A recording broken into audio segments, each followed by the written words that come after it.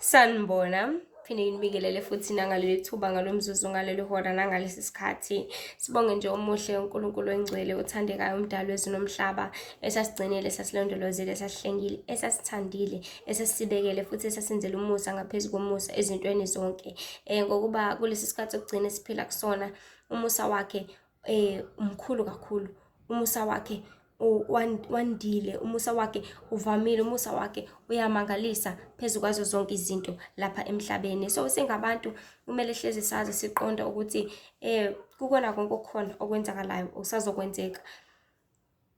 Uma singenayo uNkulunkulu eduzane nathi, konke nje kuyokusidwengula, konke nje kuyokusilimaza, konke nje kuyokusibulala.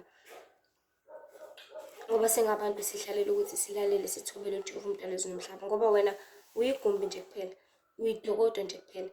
Idokodo la yonke imimoya, ngabe umoya obuhle, ngabe umoya obubi, lonke uhlobo lomoya lungakwazi ukuthi lifinyelele kuwena ngoba wena uyigumbi nje kuphela. Lonke uhlobo lesilwane lungakwazi ukuthi lifinyelele kuwena ngoba wena uyigumbi nje kuphela. Lonke uhlobo lwento ekhona lapha emhlabeni lungakwazi ukuthi lifinyelele kuwena ngoba wena uyigumbi nje kuphela. Kuba kuwena ukuthi ikuphi okuvulelayo, ikuphi okuvalelayo, ikuphi okwenzayo, ikuphi okunikeza igunya, ikuphi okunikeza isikhathi, ikuphi okunikeza ithuba. Ngoba if uzonikeza imimoya yobumnyama isikhathi nethuba, uyayivulela ukuthi wozane nezongena nezohlala nanku umzimba. If uzoyakongena esigodlweni thizeni uthi uyofuna usizo khona, every spirit uzobe ikhona kuleso sigodlo leso usinikeza intuba nethuba lokuthi naku umzimba ngiyawuvulela ekutheni ungene kimi. Mase sekunika leyo nyanga sikunikeza lowo muthi loyo athi hamba ukugquma ngawo, athi hamba uphalaza ngawo, athi hamba ugeza ngawo. Uvule ithuba nentuba ukuthi lowo moya loyo osuka kulowo muthi nangendlela benze ivumelana ngayo nobumnyama or whoever nangayiphi indlela usuke uzokwazi ukuthi ubuse kuwena, usuke uzokwazi ukuthi ungene kuwena. So singabantu ithina esivula ithuba nentuba ngazo zonke indlela kuzona zonke izinto ekutheni yonke into esibuse ngesikuvulelayo thina, ngesikuvumelayo thina. So yini oyivumelayo emzimbeni wakho, yini oyivumelayo empilweni yakho, yini oyivumelayo engqondweni yakho, le ezokubusa, le ezokuphatha, le ezoba seduzane nawe. So sicela nje isihloko esithi ayikho into ekuthiwa isifo, yazi umoya thizeni oba kuwe. We have realized and seen bantu baNkulunkulu ngezinto kumele sike siyijulele siyibuka ukuthi kahle kahle ukuthi why kwenzeka kanje, kahle kahle ukuthi kuwukuthi, kahle kahle ukuthi kuwukuthi. Kuningi bantu baNkulunkulu, impilo ijule kakhulu kunale ndlela ebekade sicabanga ngayo. Impilo ijule kakhulu nale ndlela ebesiyitshela ukuthi iyona. Ijule kakhulu kunale ndlela ukuthi obuyitshela ukuthi mhlawumbe ikanje. It's way more than that. Inkulu kakhulu kunalokho.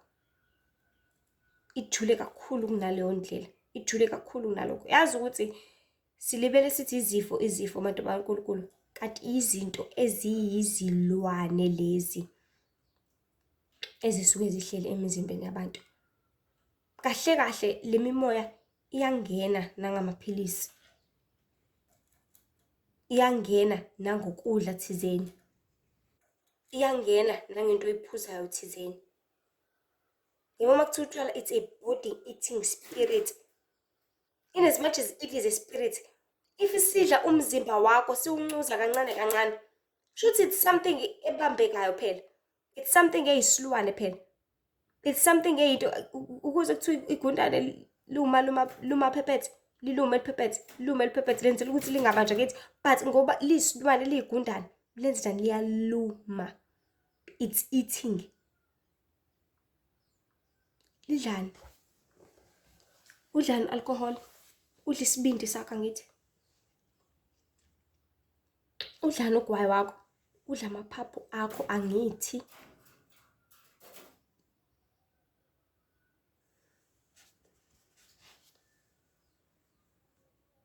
One way or the other,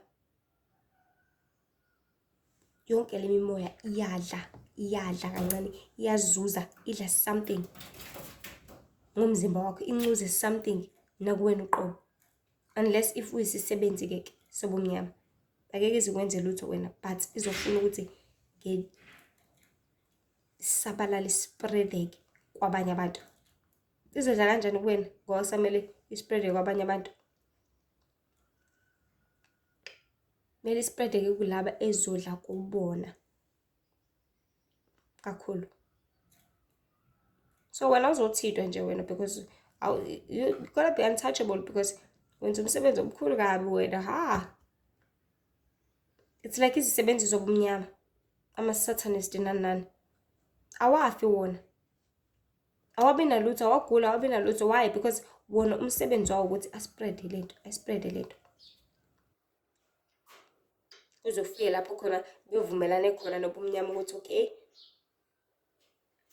ngabona lo mphefumulo wakho kanje esho ukuthi wena uzohlalelwa iminyaka emingaka emhlabeni, usebenze bese uyafaka because umphefumulo wakho phela uyadingeka nani ungaze wathola ukuphulukiswa kanjani. So lezi zinto zingena ngezindlela eziningi, kuze kube zingena ngamaphilisi bakaNkulunkulu nje yangiholela ukuthi that is why even nabantwana bathi bese bancane begonywe. Uzibuza ukuthi why ingane limile njalo, ingane yami iyojova, ijovela ukuthi kube njani? Inani? Ngijovelani ngoba ngizalile ifresh ayinalutho? Ungathi kade ukha something lapha, kade utshalile mhlawumbe ukhipha ispinach sakho, sekumele uyosifaka something, usifakelani sinani? Ngoba siphuma straight from imvelo, from indalo. It's clean, number 1. It's pure, number 2. Asinalutho.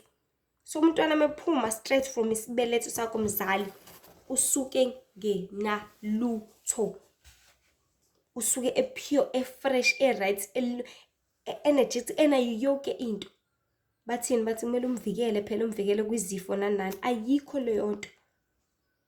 Umvikele ukuthi kube njani? Ingoba zikho vele isifo isona lesabafuna ukuthi basifake kuyena esamncane. Ithi ikhule ingane, ikhule vele vulnerable to yonke into ekhona.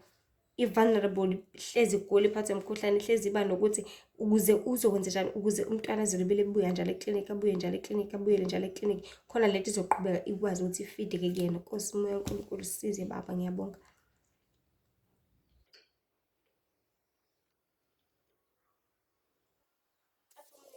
Ngakho athi hayi kumele iyogoma phela ingane, Nkosi yami, awubalulekile umjovo, immune wara. Hayi, there's no such thing abantu kaNkulunkulu. Baze basho abantu ukuthi mina yami ingane ayikazi igoma kodwa ayinalutho. Ineminyaka ewubani manje ayikazi igoma, ayinalutho. Ubumnyama luyomngena nje kancane kubantu, libe lemngena nje kancane kubantu, libe uzifunela nje kancane. Buzifunela baba, uzifunela ezobabusa, uzifunela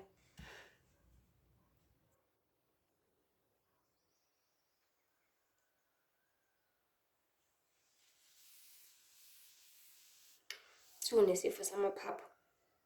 Kanti singene ngaleya ntuthu leyo kade uyiphafuza, phafu uyikhipha uyifaka.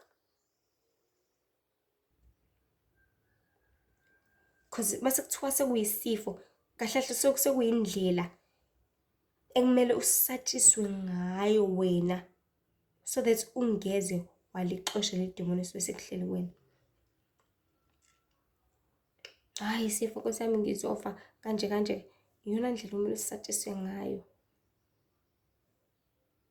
Because abantu they're full of fear. Basaba yonke into. That is why uNkulunkulu ethi amagwala awangeni ezulwini, because akumele ngabe siyasaba. Kumele ngabe sithemba uJehova. Konke sikulahle kuyena, uthi Nkosi ngiphethwe isisu, ngithembile wena. Ngiphethwe ikhanda, Nkosi ngicela ukulashwa nguwe. Kunokuthi Nkosi ngicela ukuthi kube nguwe uthatha indawo nani.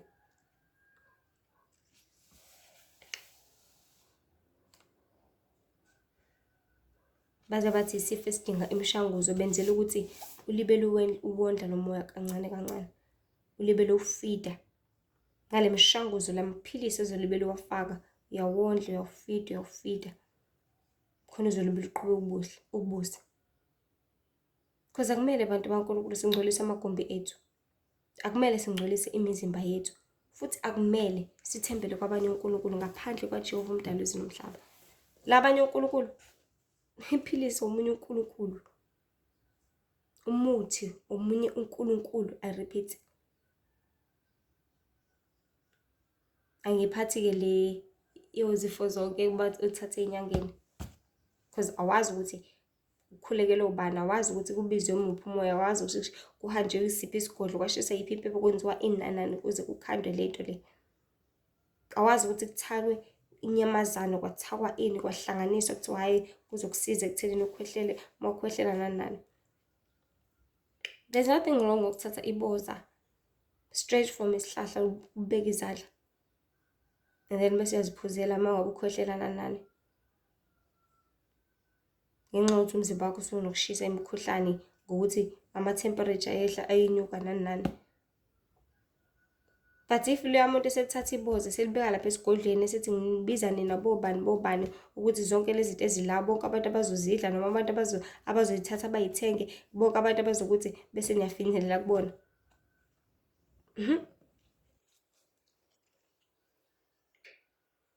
Because in most cases yazi isimple indlela uNkulunkulu alapha ngayo.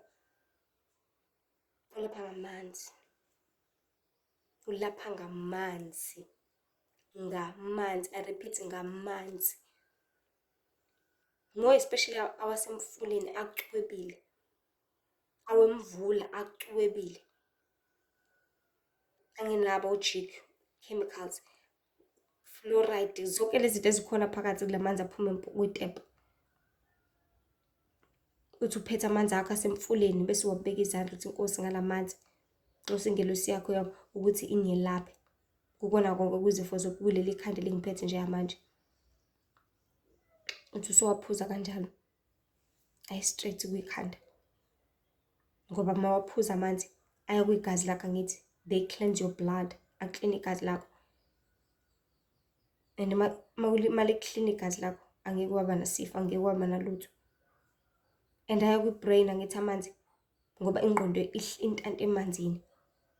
So uma ngabe ya kwi-brain uzokhanda kuyasho ukuthi i-brain yakho ihlezi right, awuzoshoda ngamanzi, awuzoshoda ngomsoco, awuzoshoda ngalutho. Uphinde lapha ngamanzi uNkulunkulu kuchoko. Remember uNamani enochoko kuthiwa hamba uyihlambulula emfuleni. And waze watshelwa even the specific mfula. Ngoba kusiyona yonke futhi right. Khona sebenza izibethelo khona kuningi abantu baNkulunkulu. Wathi hamba uzihlambulula kasikhombisa emfuleni. Still usalapha ngamanzi. And mase sihlambulula emfuleni uzigeza, yes uzigeza inyameni but uyahlambulula kuphele yonke into.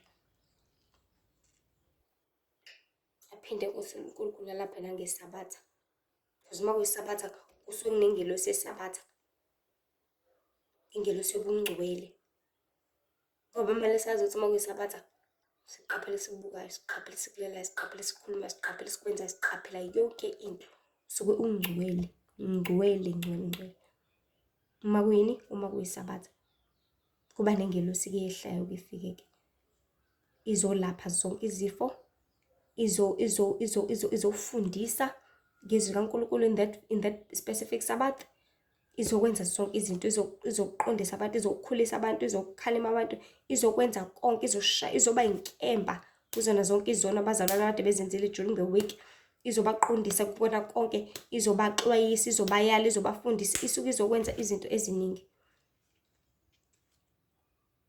Uma kuyisabatha.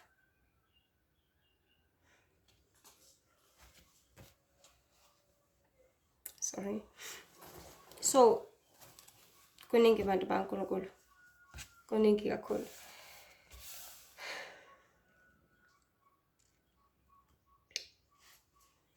Zibuza into eyodwa ukuthi kwenzeka kanjani izifo bakwazi ukuyikhanda. Because akekho ongazi ukuthi izifo bayakhanda.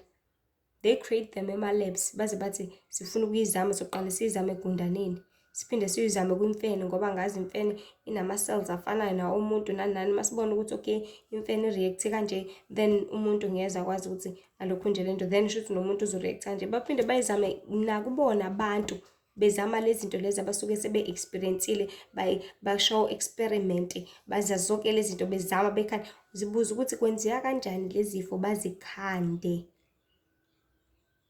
If isifo bekuyinto evela nje. If isifo sivela mhlambe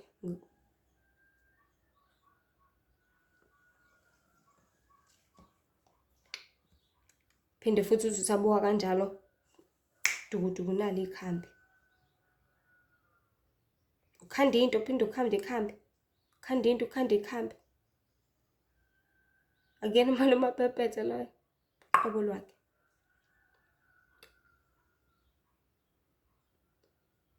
Khanda inkinga, khanda isombululo.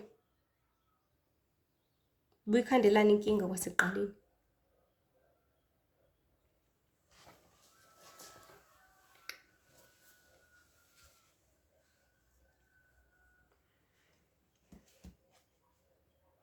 Kahle kahle ngoba sekhanda lezi zinto, khanda lezi zifo. Kahle kahle kusekunedemon esiyomele lisamangwe noma lilandwe. Khona lezo zizohlala kubantu. Khona lezo zizobusa abantu. Khona lezo zizolahlekisa abantu. Khona lezo zizobulala inqwaba ngenqwaba, izigidi ngezigidi. Bese balenza ukuthi le demon lisabalale kubantu. Khona lizohlala kwabaningi.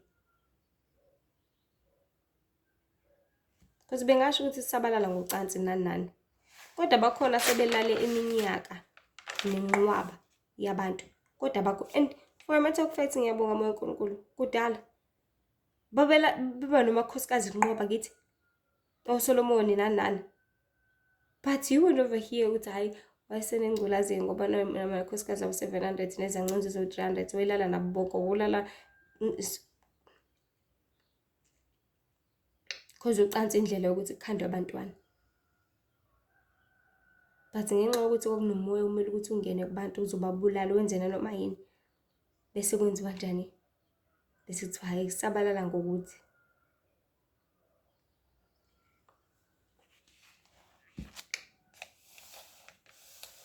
bethi-ke nanga kamaphilisi ke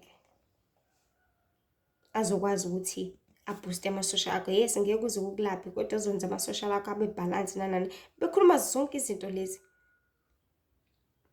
Nanga kamaphilisi ke and ubukuyibuze enye into futhi ukuthi kwenzeka kanjani, why if bungenaso isifo thizeni but waqala i-treatment yaso dukuduku usunaso. Let's say bengenayo i-TB angikhohleli anginalutho. But mhlawumbe ngeflu nje eminor but hayo ne-TB. Benze ama-test aphuma ama-results aba wrong noma bawamixa wanikeza ama-results a-wrong.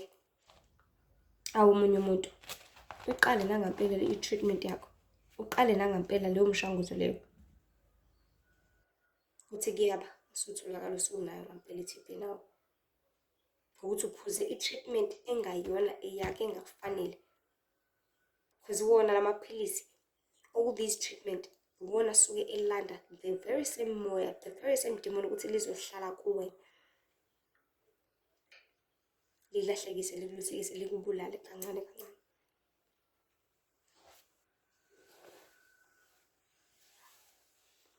Baphinde bathi hayi phela lesifo lesi asilapheki. Ayikho leyo nto.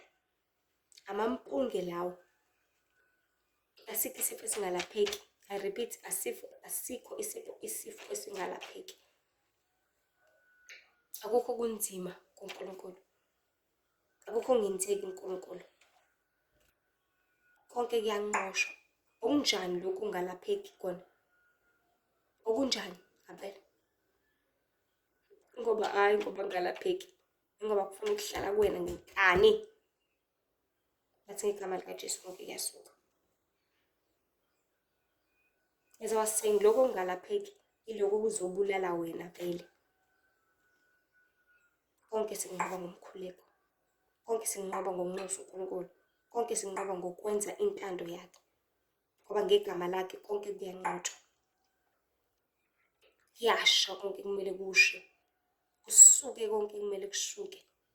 Ngikhumbula even when it comes to this is the experience that I had in my life. Even my mother. Nje umuntu owephalaza eshona lena le.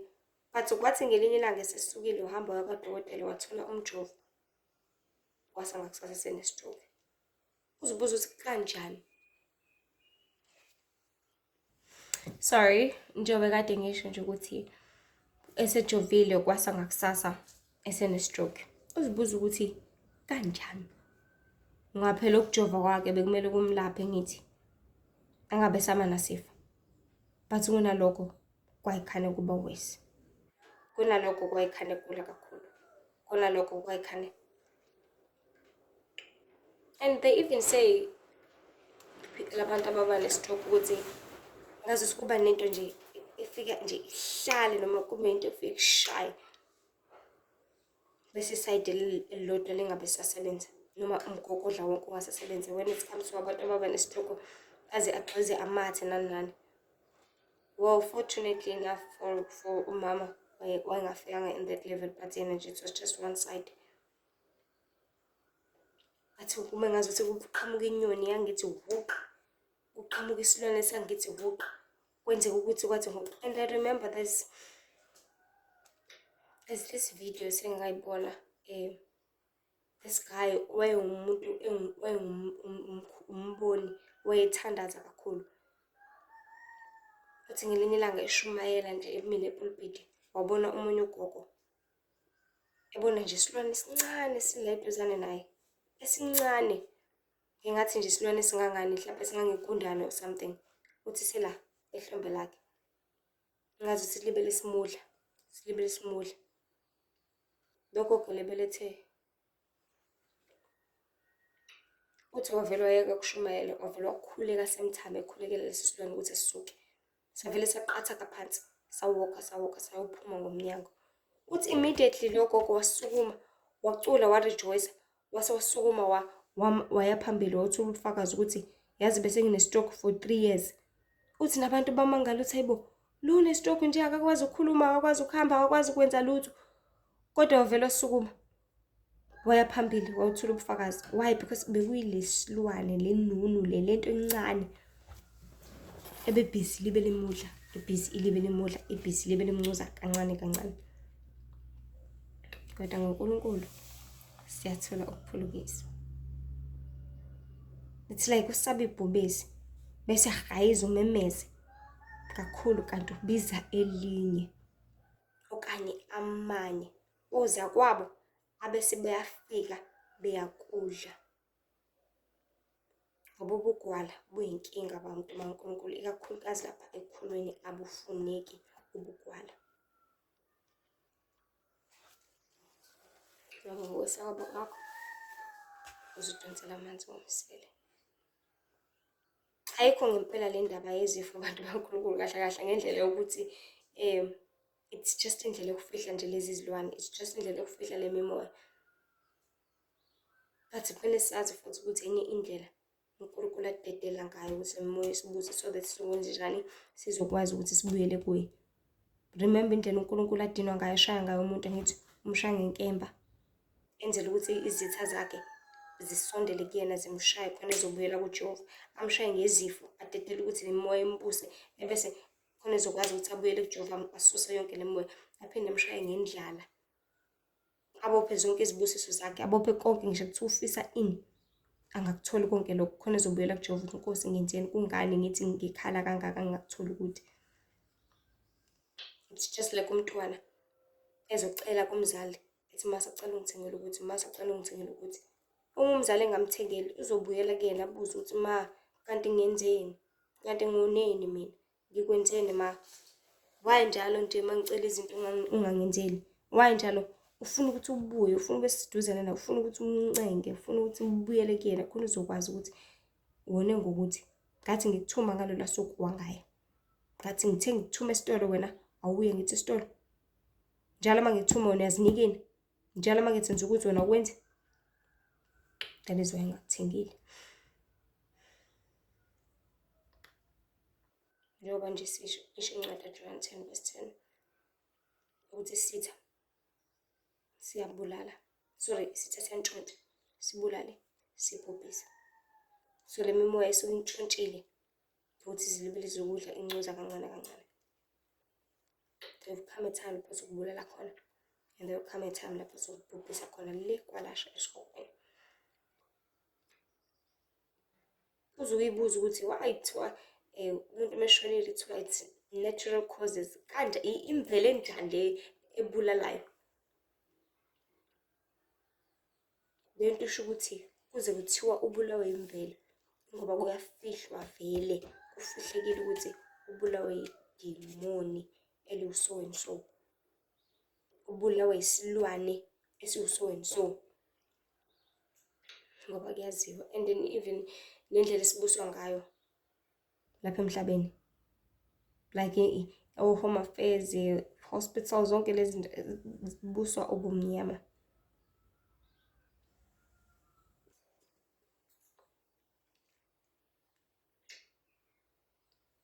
Yonke isho ukuthi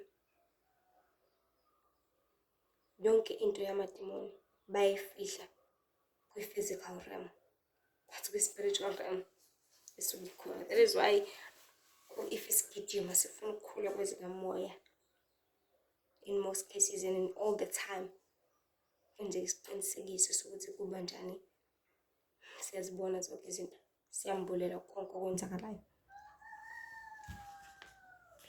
Isitha sileqile kakhulu bantu bakaNkulunkulu. Nasasifuna ukubanjwa just like that kwizinhlelo zazo. Bese konke kwenzeka ekusithekeni. Okunye kumele sikuqonde ukuthi izisebenzi zesitha ngoba kudala zanikela ngemphefumulo yazo. Sidala zamnikela ngemizimba yazo. Isifana nje namagobolondo ngaleyo ndlela. Ngeke bona baze babe nalutho. As I was saying, uma kuthi unisebenzela ukudlulisa izinto ngeke kuze konakele because we puppet. Uyisitshe sokuhambisa.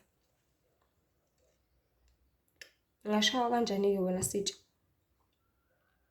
Ngashawa kanjani wena nqola ezokwenza ukuthi kufinyelele lapha phambili? Ngashawa kanjani wena mshayeli? Ngeke ushawa wena.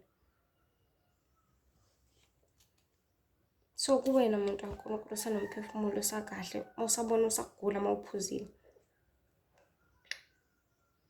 Ngoba wena usanethuba, usanesikhathi, usabusisekile. Mawugula mawenza into wrong, kujabulele lokho because uNkulunkulu usakuthandile, usakuhlengile, usakusibekele. Makwenze kokubi uNkulunkulu usakulindile, usafuna ukuthi uzibuyisele kuye. Unlike laba sebadelile. Unlike laba sebeshiwe. Unlike laba sebelahliwe. Asebefile bephila. Usaphuze for weeks wena, but uyaphalaza njalo.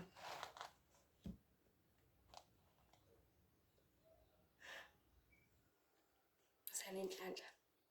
uNkulunkulu sakusimbekele, sakusindisile.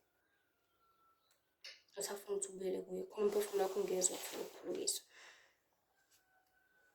Ungazothola ukulahla, but wathola ukuphulukiswa. Hlezi wazi ukuthi ukugula kwakho, uma udle lokho, noma uphuze lokho, indlela uJehova awuxwayisa ngayo. Ngakuthanda ngayo. Enzela ukuthi uzudede kubini. Ngakho-ke, ukuzwela kwakho obuhlungu kumele ukubuyise endleleni umuntu kaNkulunkulu, please. Kumele ukubuyise esandleni. Khona uzosesaba isono ungasasenza. Ngoba siyabulala.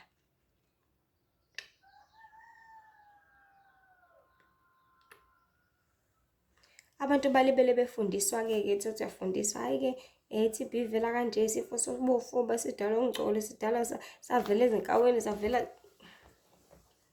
It's just something ezoba i-portray ngaphandle ezoveza something khona izofihla izinto eziningi.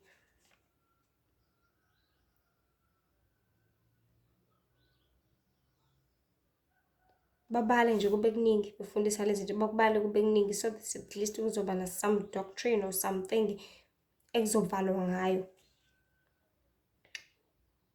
Phinde noma ufundela ubudokotela, ufunda amaphilisi, uthola ukuthi kunamagama amangaka esiGreek, it's just something. It's just something. Bekwenza ukuthi abantu bangahlakaniphi bangaqondi. Because thina abantu siphilela ngoNkulunkulu. Siphilela ngemvelo, ngendalo, siphilela ngalokhu kuphela. Not anything else. Why sesibona sesidinga zonke lezi zinto? Sesibona sesidinga zonke lezi zinto ezinkulu ezingasifanele.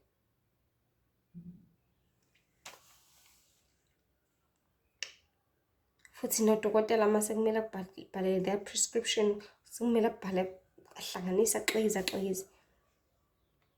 Ngoba kuningi ofihliwe ekumele kungaziwa.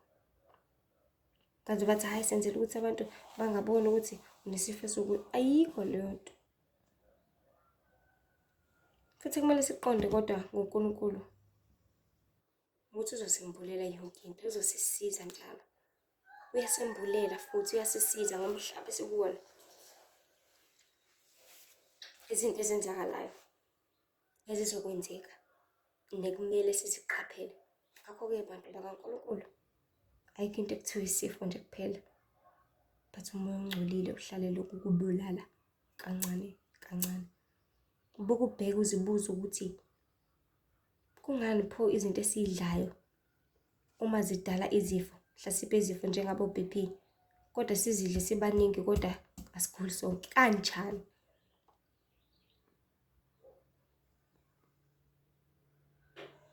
Sidla sonke lapha ekhaya, sonke kupheka ukudla okufanayo each and every day, sidla into eyodwa kodwa siguli sonke. Kanjani? Nathi siphuza udrink nje lo uphuzile, siphuze njengawo, but wena uphethwe ikhanda wedwa. Kanjani? Sonke sidlile the same amount of food but wena kukuphathisa ngesisu. Kanjani? Why omunye medla inyama kakhulu abe ne-gout, omunye angabe nayo i-gout? Ngoba banqwaba abantu abakade bedla inyama. Ingoba imimoya, this is in caps, ingoba imimoya iyazikhethela ukuthi ifuna ukubusa kephi, noma ifuna ukubusa bani, ihlale naye aze afe. Ungaba umuntu ongadli kahle, kumele ngabe uyagula, kodwa ungaguli ngoba unedemon emfebo wena. Elibusela kamnandi, li-right, liyatanasa elokudla. Because le mfebo ilona elidominate kakhulu, ilona elibusayo, li-right. Ilona elaziyo ukuthi mina ngizoqeda ngaye vele. Ayadedelana abantu baNkulunkulu, amademon emzimbeni yabantu. Ayadedelana ama-spirits ekuzibuseleni emzimbeni yabantu. Bese kuba nelilodwa-ke ezobusa ngapha nangalo lethuna, lihambe nawe lezi lokufinyisa lapho ufuna ukufinyeka khona. Ngifisa sikwazi kodwa ukuthi konke singakwenza ngaye uNkulunkulu osiqinisayo. Yonke le mimoya singakwazi ngoNkulunkulu ukuthi ixosheke, ingabi nakusibusa, ingabi nasabelo ngaphezu kwezimpilo zethu. Why? Ngoba akukho kuhle futhi akukho mnandi ukuthi sibe izimbongolo zemimoya engcolile ezosekugcineni sifumane ukulahlwa kanye nayo uma singabantwana bokungalaleli. Masibuyele ngoJehova bantu baNkulunkulu, sihlale njalo siqaphile, siqikelele ukwenza intando kaMdali wezwe nomhlaba. Senze isiqinisekiso sokuthi sihlele ebukhoneni bakhe, uzosisiza kuyona yonke into. Ngoba sihlengwa kokholo lwethu, sisinda ngokwazana naye nje kuphela. Uma impilo masingayibheka nje kahle futhi ngathi iwuhlelo nje oluqoshiwe umabona kude. impilo ngathi imovie bake bathi ngumdlalo. Uma ucabanga nje uChrist ukuthi ngezwi lakhe yazi wevela kwazi ukuthi nje vuka wena ofile avuke qonqo ngazuthi akazafa. Athi bona wena ongaboni abone ngazuthi akazavaleka amehlo. Impilo imnandi ijulile kanjalo ngazuthi yazithakalela. Ngoba ezweni lakamoya akukho limited khona yonke into. Kuvuswe amathambo lapha encwadini yaHezekiya kuthiwa amathambo hlanganani. Ubuza ukuthi kanjani? Emaningi emhlophe ehlakazekile kwenzeka izinto ezikodwa akwazi ukuthi ahlangane just like that. Masingasabi ngesikhathi sokudlala abantu baNkulunkulu, impilo ijule kakhulu. Masazane nenkosi sibuyele kuJehova kusanethuba kusanesikhathi sisaphila. So akuzona izifo lezi imimoya nje kuphela, amademoni nje kuphela, izilwane nje kuphela. Masingesabi lutho masikhonze noJehova masisenze intando yakhe masisondele kuye masihlengwe sisindiswe sibhabhadiswe ngoba umbuso wezulu usondele. If uChrist lapha eduzane nathi akekho ngamelana nathi. Akukho ngasinqoba. Akukho ngaba ngaphezulu kwethu. Akukho ngaba inkinga ezimpilweni zethu. Why? Ngoba uzobe la eduzane nathi. Uzobe la esithanda. Uzobe la esibekele. Uzobe la esihlengile. Uzobe la esibekezele. Uzobe la behlalele ukuthi asenzele konke. Ngakho-ke masiqaphele. Masibheke. Sazi ukuthi ngaphandle kwakhe singenze lutho. Ngaphandle kwakhe sifile. Ngaphandle kwakhe asiyilutho. So masesabe nodala ilizwe nomhlaba. Singasabi ukudaliwe. Singasabi izifo, singasabi ukukhwehlela, singasabi ikhanda, singasabi zinso, singasabi sisu, singasabi lutho. Uthemba uJehova uyena umlaphi. Ulapha nje ngokuthi ngokukholwa kwakho uthi ngegama likaJesu kuyenzeka. I remember nje that guy incwadi number 3 oyegulela umntwana. Uhamba uyofuna uJesu ukuthi azomsindisela umntwana wakhe. And wathi uJesu hayi asiphuthume-ke siyoyibeka izandla ingane. Wathi cha. Wena ungumkhulu kakhulu. Ngiyazi ukuthi ngokukhuluma kwakho ngisho la ingane yami ngasindile ekhaya. Wathi ha angikaze ngikubona ukukholo ongaka. Yazi ngokukholo kwakho ingane yakhe sisindile. Because wayikholwa wayingasabi wemthemba uNkulunkulu. So ngabe siyakholwa yini? Ngabe siyazi ukuthi uzosindisa. Siyazi ukuthi ungumhlengi, siyazi ukuthi engasihlenga ezintweni zonke. Masihlale nenkosini, sizondle ngezwi lakhe. Siqonde ezintweni zonke. Sidede kubili. Sikhole ngokweqiniso. Ngoba umdali wethu nomhlaba uyasithanda sisibekele. Basazi ukuthi lezi zinto lezi zikanjani. Basazi ukuthi lezi zinto zizilwanyana. Basazi ukuthi lezi zinto zimimoya.